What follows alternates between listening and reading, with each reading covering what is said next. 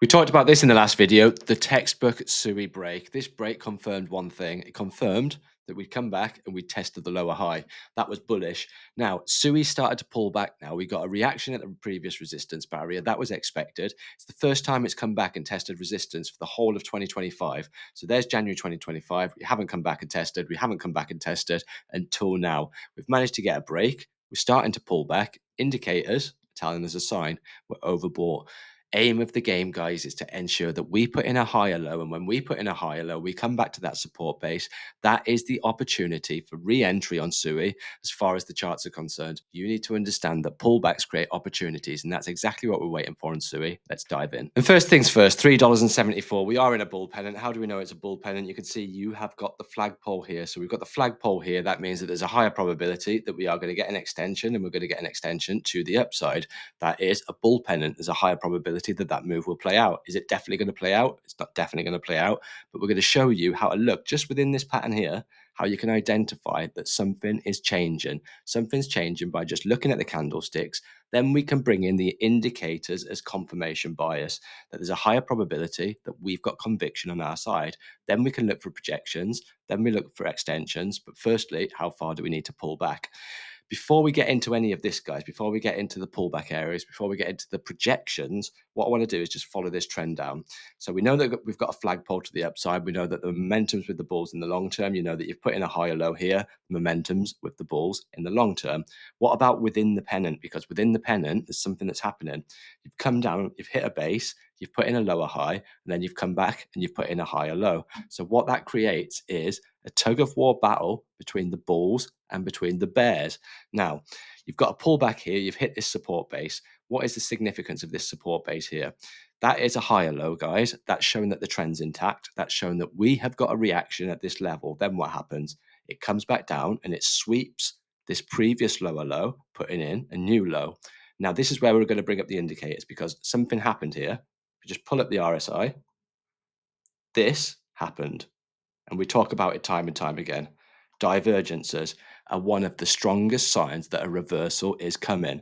So we look at the divergence and you see we put a higher low in the RSI. There was buying pressure there. Guess what? We put in a lower low on the chart.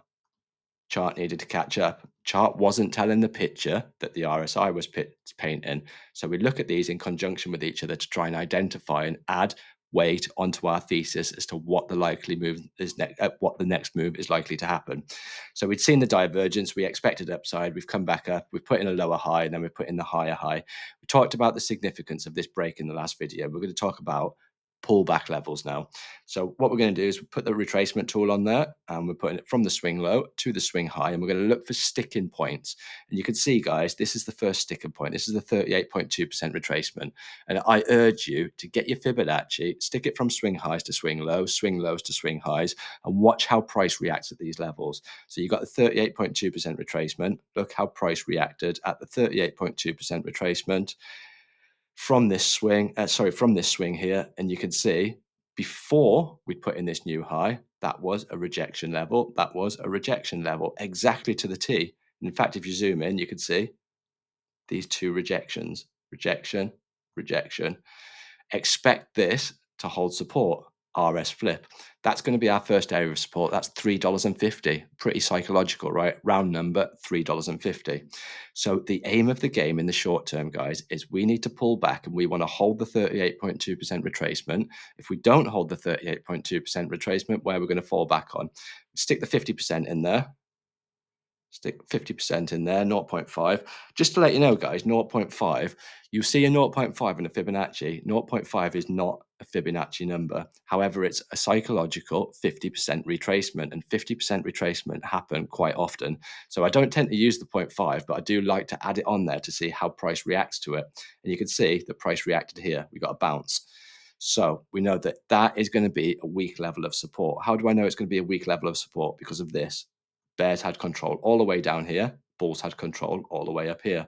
So I know that that area, the 0.5, I might as well take it off because it is a weak support. So if I take that off now, 0.5, take that off, 0,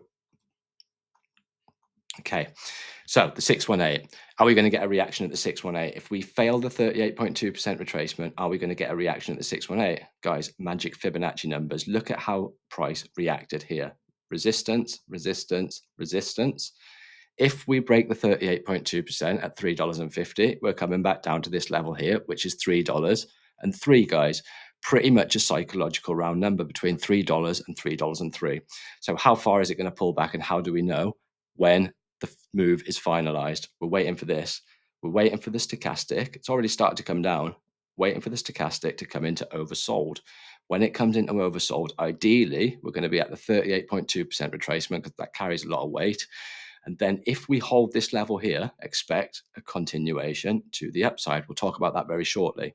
Now, the RSI, the aim of the game is when you want the stochastic RSI to come all the way back down to oversold, you don't want that on the RSI. You want the RSI to come all the way back down and hold this 50 level.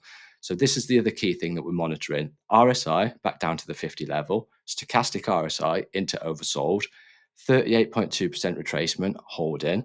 Then we can look for the continuation. So where we're going to look for continuation, we're going to use a fib extension from this swing low to this swing high and then back down to this higher low. You can see you've got a 1-to-1 equal measure move of $4.90.